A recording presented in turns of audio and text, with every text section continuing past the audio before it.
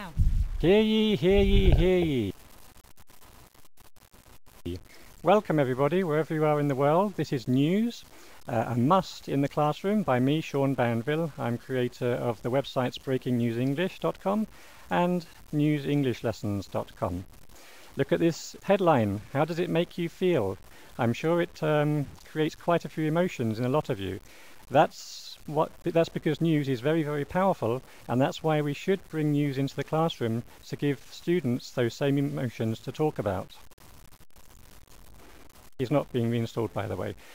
Proof from Google that news is a very, very big topic. In fact, it's the biggest topic I could find. 2.4 billion searches on it.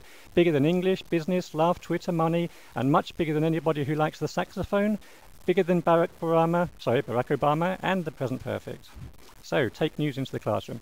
Why is news a classroom must? The first reason is relevance.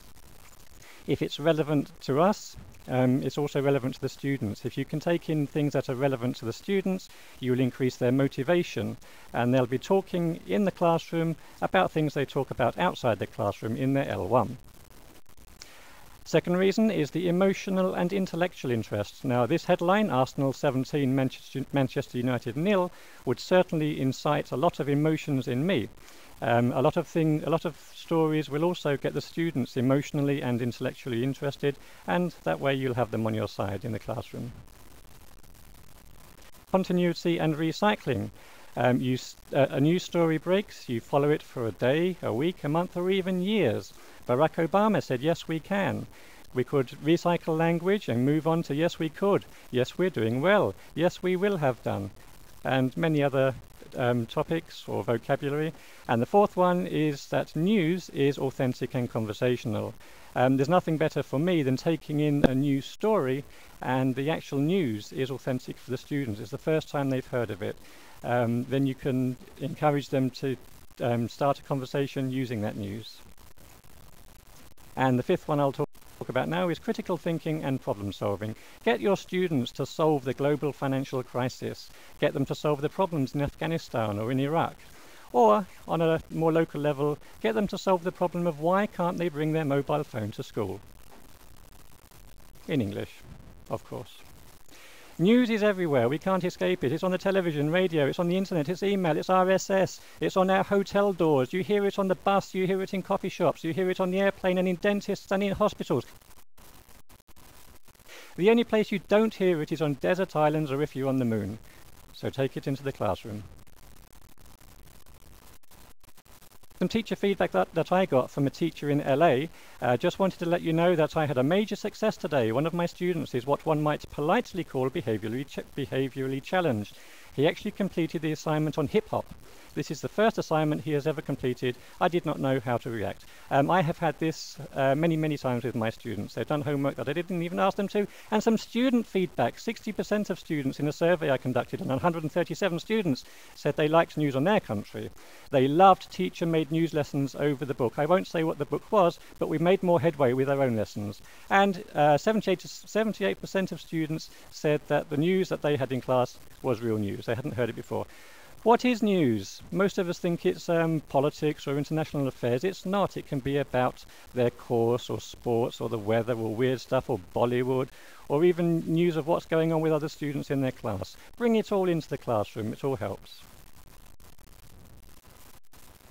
Here's a headline. Pet iguana escapes in Nakheel. My students in the United Arab Emirates loved this because they knew some people who saw the iguana running around the district of Nakheel, and it created a lot of excitement, and it was one of the best lessons I actually taught for the whole semester. And we are spoilt for choice nowadays on the internet. We can get news everywhere. We can get stories from all over the world, from the BBC, from China, from Russia. Localize it, so we are teaching what our students read or talk about in their own language.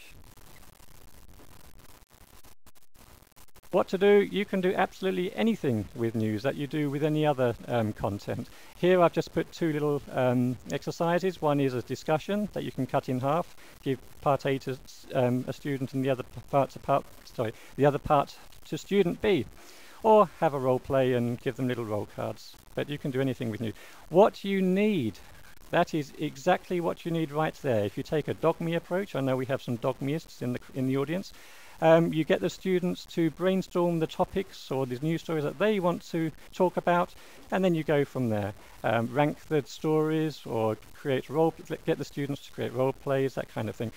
What could you use if you had lots of technology at your disposal? Facebook, Ning, get the students to do their own news stories with Audacity, blog it, create news posters with Blogster, video the students being newsreaders and put it on YouTube. A breaking news lesson, anyone? 1.5 hours ago I got this from the BBC News, and there's loads of things you could do that would really interest students there. From a big dog and a vodka problem to large amounts of water on the moon to Windows 7 to what's happening in Afghanistan at the moment. There's loads of things you can teach. Spoiled for choice. Rewards.